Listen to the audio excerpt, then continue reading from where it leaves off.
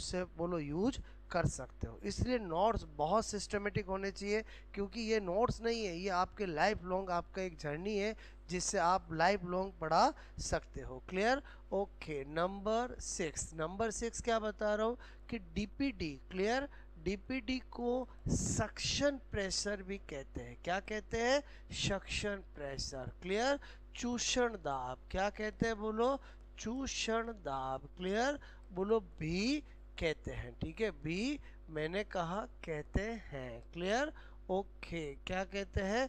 चूषण दाब भी कहते हैं। अक्सर पूछा जाता है प्लांट वाटर रिलेशन में सक्शन प्रेशर किसे कहा जाता है, तो डीपीडी को ही क्या कहा जाता है? Suction pressure. क्लियर?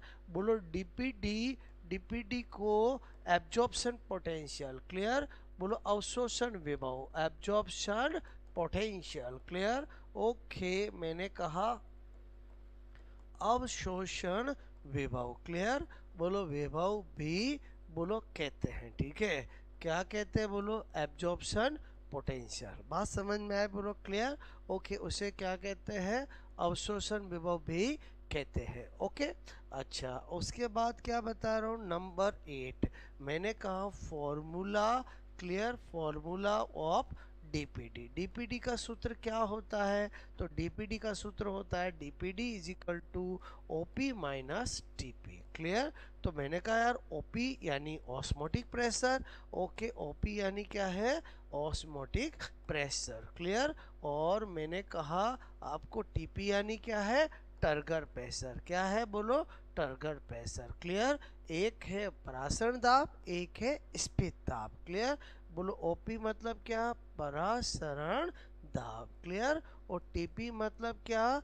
स्फीत दाब। क्लियर? तो इसका मतलब हुआ इसके बारे में तो हम अच्छे से जान चुके हैं, कल ही पढ़ाया। जब इसके बारे में जानेंगे तभी इस इक्वेशन को आगे सोल्व कर पाएंगे, पढ़ पाएंगे। तो अब अगला पॉइंट में क्या बताने जा रहा हूँ? टीपी। बोलो किसको समझा रहा हूँ? टीपी को। क्लियर? तो नंबर 9। ओके, मैंने कहा टीपी, तो टीपी बताने के दौरान इसका एक भाई और है, वो भी साथ में बता दूं, डब्ल्यूपी। क्लियर? बोलो आपको मैंने कहा टीपी क्या होता है? बोलो टर्गर प्रेशर। क्लियर? ओके, और मैंने कहा ये क्या होता है? Wall pressure. क्लियर? बोलो ये भित्ति दाब है। ओके, ओके, और ये क्या है बोलो? स्फीत दाब है। क्लियर?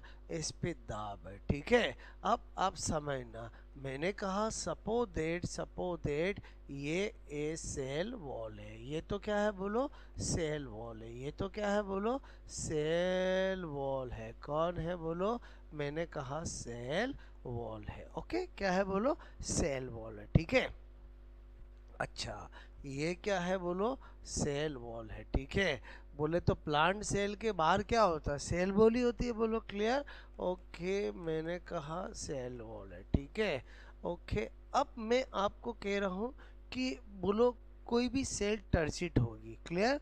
तो टर्जिट का मतलब पानी अंदर जाएगा, टर्जिट का मतलब पानी अंदर जाएगा, और अंदर तो ये माल मसाला पहले से ही है, जिसको हमने क्या नाम दे रखा है? प्रोटोप्लाज्म। मैंने आपको बताया था कि बोलो सेल वॉल के अंदर सेल मेम्ब्रेन, साइटोप्लाज्म, न्यूक्लियस को इंक्लूडिंग प्रोटोप्लाज्म कहते हैं। क्लियर? तो अब मैंने कहा जब जब जब पानी अंदर जाएगा तो सेल टर्जिट होगी। टर्जिट होगी तो क्या होगा बोलो? इस तरह से सेल वॉल पर बाहर की तरफ प्रेशर लगाएगा। क्लियर? तो आपसे मैं कहूँ उसी को हम क्या कहते हैं? टीपी कहते हैं। तो इसका मतलब टीपी हुआ क्या? Pressure of protoplasm on sale wall. क्या बोल रहा हूँ मैं? Pressure of protoplasm on sale wall. Clear? तो टीपी क्या हुआ? आप कहोगे प्रेशर। क्लियर? बोलो प्रेशर। क्लियर? ओके, मैंने कहा यहाँ पर टीपी क्या हुआ? बोलो मैंने कहा प्रेशर ऑफ, बोलो प्रेशर ऑफ प्रोटोप्लाज्म। क्लियर? बोलो on sale wall, on sale wall. Clear? TP क्या हुआ? Pressure of protoplasm on sale wall. Clear? Okay, तो बताओ जरा इसकी डायरेक्शन किधर होगी? आप कहोगे आउटसाइड होगी। क्या होगी बोलो? आउटसाइड। क्लियर? ओके, अच्छा, फिर मैंने कहा बोलो जब सेल टर्जिट होगी। क्लियर?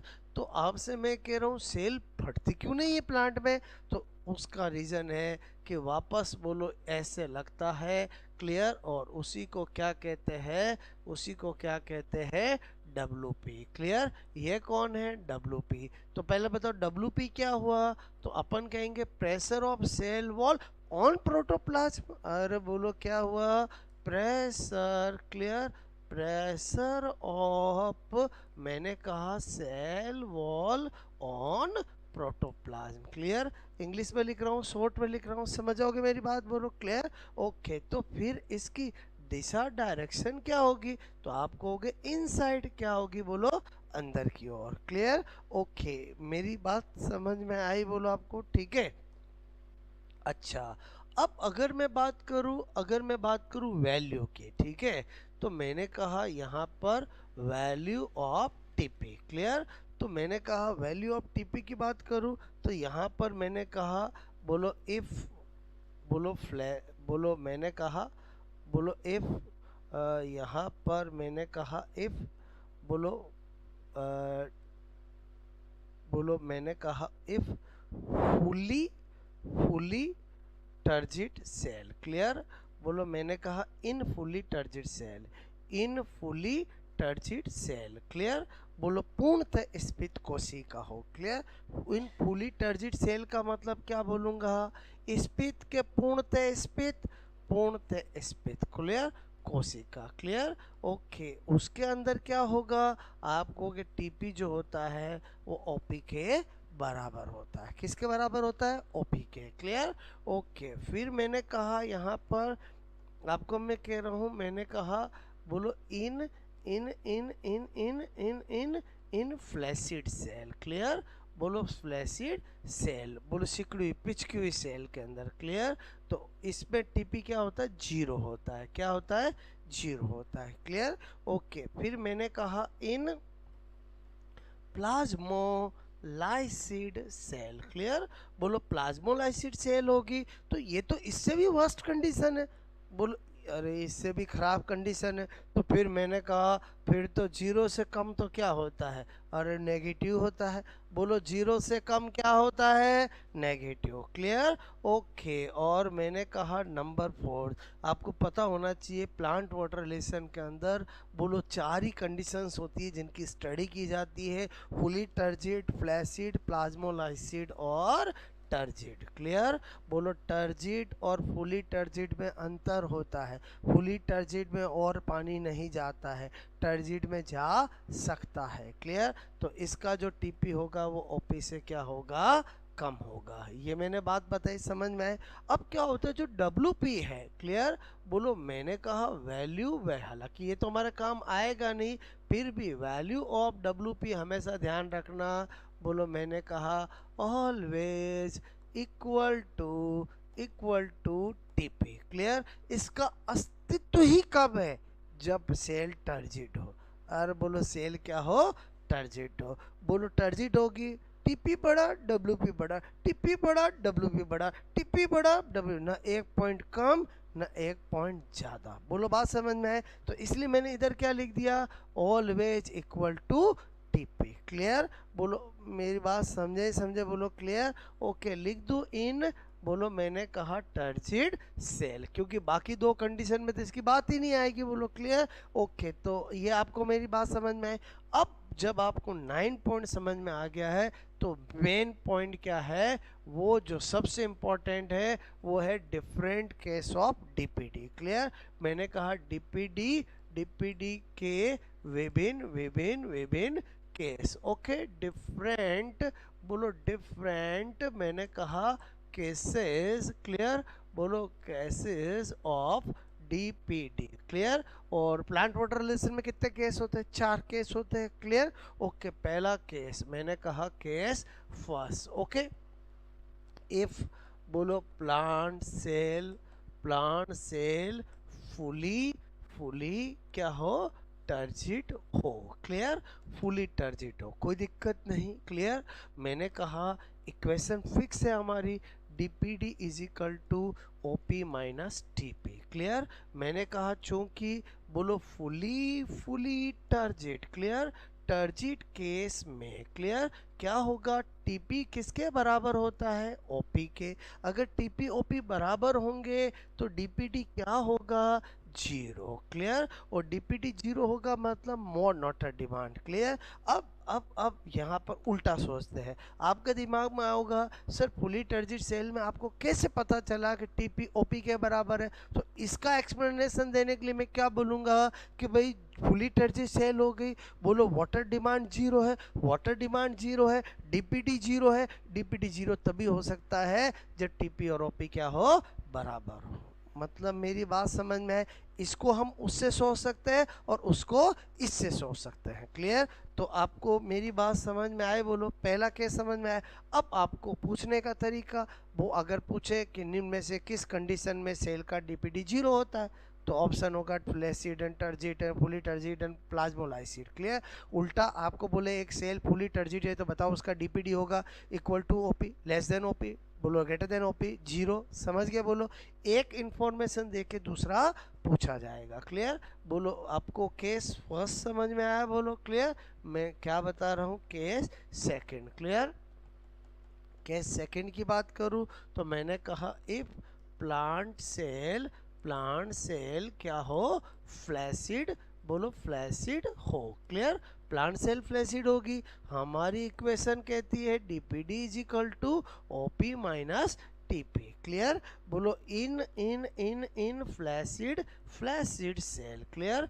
इन फ्लैसिड सेल क्या होता है, बोलो बोलो क्या होता है, टीपी, बोलो इज लेस देन, बोलो sorry TP is equal to क्या होता है, जीरो। और टीपी बताया मैंने, बोलो टीपी क्या होता है, जीरो। तो इसका मतलब फिर डीपीडी किसके इक्वल होगा, आप कहोगे ओपी के इक्वल होगा। आपको पूछा जाए किस केस के अंदर डीपीडी ओपी के बराबर होता है, तो क्या होगा, फ्लैसिड। क्लियर।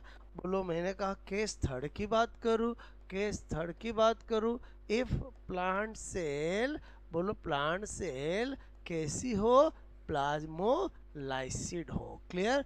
जीव द्रव्य कुंचित हो, कैसी हो, जीव द्रव्य कुंचित। क्लियर। बोलो इक्वेशन तो बचपन से यही पढ़ा है, ओपी माइनस टीपी। क्लियर। मैंने कहा इन प्लाज्मोलाइसिड सेल। क्लियर। क्या करेंगे, हम जानते हैं टीपी क्या होता है, नेगेटिव होता है। क्या होता है, नेगेटिव। क्लियर। तो इसका मतलब यहाँ पर जब सोल्व करूँगा तो ओपी माइनस माइनस टीपी करूँगा। बोलो क्लियर। माइनस माइनस क्या हो जाएगा, प्लस हो जाएगा। क्लियर। तो डीपीडी इज इक्वल टू क्या हो जाएगा, OP plus TP. Clear. Okay. तो इसका मतलब ही हुआ, मैंने कहा किसी में किसी को जोड़ने के बाद किसी के बराबर हो तो ओपी बड़ा कि डीपीडी बड़ा, बोलो। अरे ओपी बड़ा कि डीपीडी बड़ा, तो इस केस में डीपीडी ओपी से क्या होगा, ज़्यादा होगा। क्लियर। ओके। फिर मैंने कहा आपको केस केस मैंने कहा, बोलो फोर्थ। क्लियर। यदि बोलो प्लांट सेल क्या हो, टर्जिट हो। क्लियर। क्या हो, टर्जिट हो। क्लियर। तो मैंने कहा टर्जिट होगा तो आपको पता है, बोलो पता है टीपी क्या होता है, ओपी से कम होता है। क्लियर। तो इसका मतलब DPD is equal to OP minus TP. ये रियल में जो इक्वेशन हम बचपन से पढ़ते आए हैं वो किस केस में होती है, टर्जिट केस में होती है। क्लियर। और इस केस के अंदर इन टर्जिट सेल, इन टर्जिट सेल, इन टर्जिट सेल, बोलो ओपी बड़ा कि डीपीडी बड़ा, तो मैंने कहा किसी में से किसी को घटाने के बाद किसी के बराबर हो। क्लियर। तो आपका डीपीडी से ज़्यादा बड़ा कौन, ओपी है। अरे समझे समझे। बोलो आपको मैंने कहा 10 इज इक्वल टू 15 माइनस 5, 10 बड़ा कि 15 बड़ा, अरे 15 ही बड़ा होगा ना। मैं क्या बोल रहा हूँ समझ में आया, बोलो ओके। जब भी ऐसी कंफ्यूजिंग हो तो मैथ्स को सोच लेना चाहिए। क्लियर। पहले बताओ, मैंने 10 बातें बताई, समझ में आए, बोलो ओके। उल्टा सीधा सारे तरह के क्वेश्चन इसमें आ गए, अब आप करोगे नोट। क्लियर।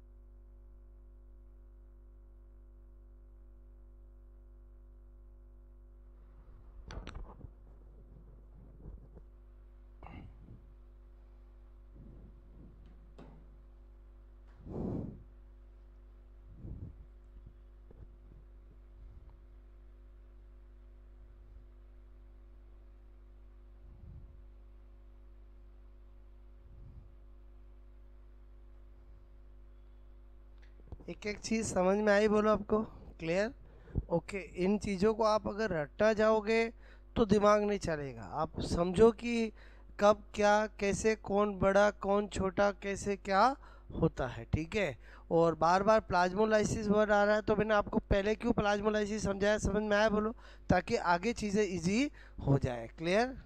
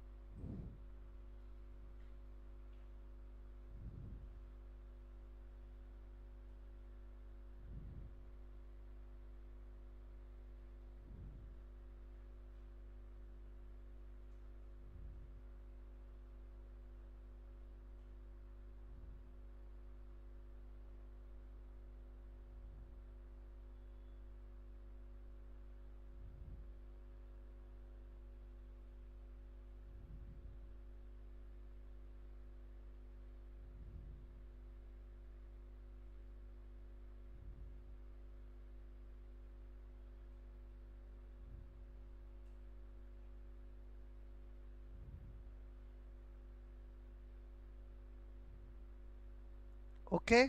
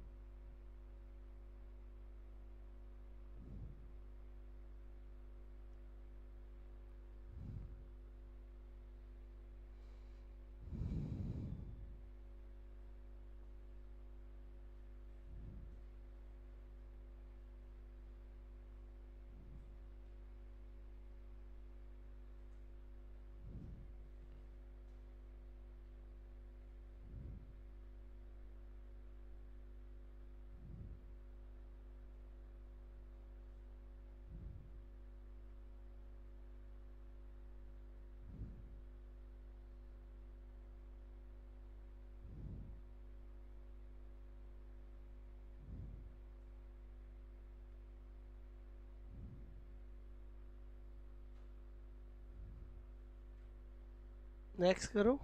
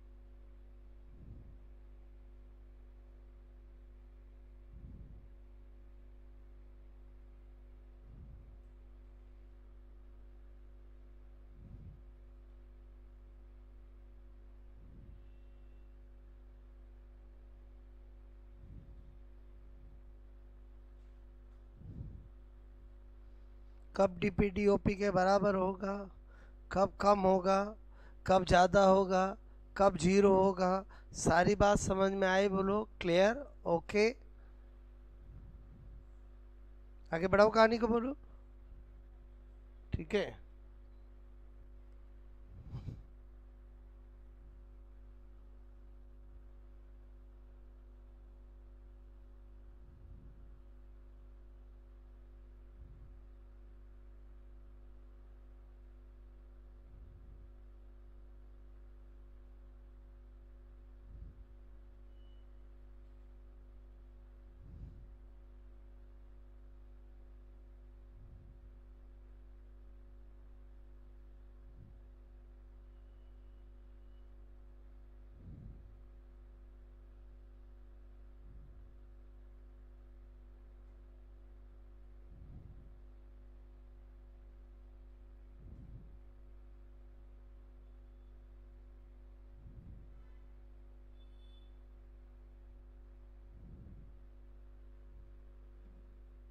ओके डीपीडी के बारे में सारी बातें मैंने आपको बताई। नंबर 11, ठीक है। आपको मैंने कहा आपको पूछा जाए जल के प्रवाह की दिशा, बोलो direction of flow of water, DPD के अकॉर्डिंग बताना है। तो मैंने कहा बहुत आसान है, डीपीडी तो है क्या, वाटर डिमांड है। इसका मतलब हुआ लो डीपीडी से हाई डीपीडी वाटर जाएगा कि हाई से लो जाएगा, लो से हाई जाएगा, बोलो क्लियर। तो मैंने कहा बोलो लो डीपीडी से हाई डीपीडी, क्लियर। बोलो जल का प्रवाह होता है और एक्चुअली प्लांट वाटर रिलेशन के अंदर इसी को सबसे मेन माना जाता है, क्लियर। ओके अब जैसे मैंने आपको 11 पॉइंट में डीपीडी के बारे में सारी बातें बता दी, क्लियर। अगर हम क्वेश्चंस की पॉइंट ऑफ से बात करें तो आपको बहुत सी बार ऐसे क्वेश्चन पूछ लिए जाते हैं, ये कितनी प्लांट सेल है, 4 है, क्लियर। उसकी मर्जी ए बी सी डी दे, 1 2 3 4 दे, X Y P Q R कुछ भी दे दे, बोलो क्लियर। ओके और आपको बोला ये 4 प्लांट सेल है, ठीक है। बोलो इसका दिया O P T P, clear. बोलो 10 एटमॉस्फेयर 7 एटमॉस्फेयर, क्लियर। इसका ओपी दिया सपोज दैट 5 एटमॉस्फेयर, टीपी दिया 1 एटमॉस्फेयर, क्लियर। इसका ओपी दिया सपोज दैट यहाँ पर 8 एटमॉस्फेयर और टीपी दिया सपोज दैट 2 एटमॉस्फेयर, समझना मेरी बात को। इसका ओपी दिया है सपोज दैट आपको मैंने कहा 12 एटमॉस्फेयर और टीपी दिया है सपोज दैट यहाँ पर मैंने कहा 10 एटमॉस्फेयर, क्लियर। ओके और आपसे कहा जाए कि ए बो B C and D 4 plant cell, clear. सेल में जल के प्रवाह की दिशा होगी, ऐसा पूछा जाता है, क्लियर। डेफिनेटली ऑप्शन होगा, क्लियर। अलग अलग ऑप्शन होंगे, ठीक है, A B C D, clear. बोलो आपको मैंने कहा ऑप्शन तो उसकी मर्जी, आपको दे दिया सपोज दैट सी से डी, डी से ए से बी, ऐसे और 4 ऑप्शन बनाएगा, बोलो क्लियर। ओके मैंने कहा डी से सी, सी से ए से बी, क्लियर। आपको दे दिया कि भाई डी से बोलो ए से सी, सी से बी, क्लियर। ओके आपको दे दिया डी से ए से बी, बी से सी, ऐसा, क्लियर। तो आपका काम क्या होना चाहिए, सबसे पहला काम क्या निकालोगे, चारों का डीपीडी निकालोगे, क्या निकालोगे, डीपीडी, क्लियर। ओके समझना मैंने कहा डीपीडी ए करूँगा मैं, बोलो क्लियर।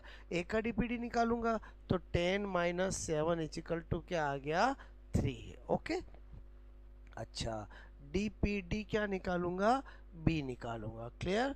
तो 5 - 1 = 4, क्लियर। बात समझ में आ रही, formula DPD minus OP minus TP, clear. बोलो डीपीडी सी का करूंगा तो क्या करूंगा, बोलो 8 - 2 डिवाइड बाय बोलो = 6, क्लियर। और डीपीडी में डी का करूंगा तो क्या करूंगा, 12 माइनस 10 डिवाइड बाई 2। क्लियर कर लिया मैंने, बोलो क्लियर। अच्छा, अब मेरे को क्या पता है कि जल का प्रवाह किधर से किधर होता है, लो डीपीडी से हाई डीपीडी। सबसे लो किसकी है, डी की, उसके बाद किसकी है, ए की, उसके बाद किसकी है, बी की, और उसके बाद क्या है, सी की। बताओ, डी ए बी सी, कौन सा आंसर हो गया, डी हो गया। बोलो बात समझ ना, हुआ कि नहीं हुआ। अब कंफ्यूजिंग क्या होती है समझना, इसी चैप्टर में स्टूडेंट पढ़ते हैं ओपी के अकॉर्डिंग, और ओपी में क्या पढ़ते हैं, लो ओपी से हाई ओपी। तो वो सोचते हैं यार यहाँ तो सबसे ज़्यादा है ना, यहाँ सबसे कम है, ऐसे। तो एक्चुअली क्या है, मेरी बात को समझना, मैं आपको क्वेश्चन करा रहा हूँ नंबर 2। Clear, okay. इस बार मैंने बोलो 3 प्लांट सेल है, मेरी मर्जी, प्लांट सेल कैसे भी ले सकता हूँ, बोलो क्लियर। मैंने ली एक्स वाई और जेड, मैंने लिया ओपी 10 एटमॉस्फेयर। Clear, okay. मैंने लिया ओपी बोलो 12 एटमॉस्फेयर, मैंने यहाँ पर टीपी दिया 6 एटमॉस्फेयर। Clear, okay. मैंने लिया ओपी 8 एटमॉस्फेयर। क्लियर, और मैंने लिया टीपी यहाँ पर सपोर्टेड बोलो 6 एटमॉस्फेयर। Clear, okay. और मुझे क्या निकालना है, बोलो direction of water flow. Clear, direction of क्या निकालना है, वाटर फ्लो। कोई दिक्कत नहीं, बोलो क्लियर। मैं आपको क्या कह रहा हूँ, आप सोच लो कि हम कसम खाते हैं कि हमें वाटर फ्लो के सारे क्वेश्चन डीपीडी से ही करने हैं। क्लियर, तो मैंने कहा पहला करेंगे डीपीडी एक्स। क्लियर, बोलो अगर टीपी नहीं दे रखा है तो कोई बात नहीं, मुझे पता है, जीरो मान लूंगा। अरे समझे नहीं समझे, बोलो क्लियर। तो यहाँ पर क्या करूँगा, 10 minus 0 is equal to 10। Clear, okay. बोलो d p d y. Clear, क्या करूँगा, 12 minus 6 is equal to 6। D p d बोलो z is equal to 8 minus 6 is equal to 2। Clear, okay. तो मैंने कहा बोलो यहाँ पर फ्लो पूछा है, तो पहले कौन आएगा, जेड, और फिर कौन आएगा, बोलो वाई, फिर कौन आएगा, एक्स। समझ में आई मेरी बात। तो इसका मतलब हुआ कि जब हम खाली ओपी से कर रहे थे, जब मैं टीपी नहीं दे रहा था, तो टीपी क्या था, जीरो, और तो ओपी से ही सोच रहे थे। और टीपी देने पर बोलो आपको करना किससे है, बोलो, और करना किससे, डीपीडी से। बोलो बात समझ ना। अगर एग्जामिनर किसी में टीपी दे ही नहीं तो आप टीपी क्या मान लोगे, जीरो। आपको मेरी बात समझ में आए, बोलो क्लियर, ओके। अब 50 क्वेश्चन बना लूँ, कोई दिक्कत ही नहीं है, मतलब लॉजिक क्लियर होना चाहिए, ठीक है।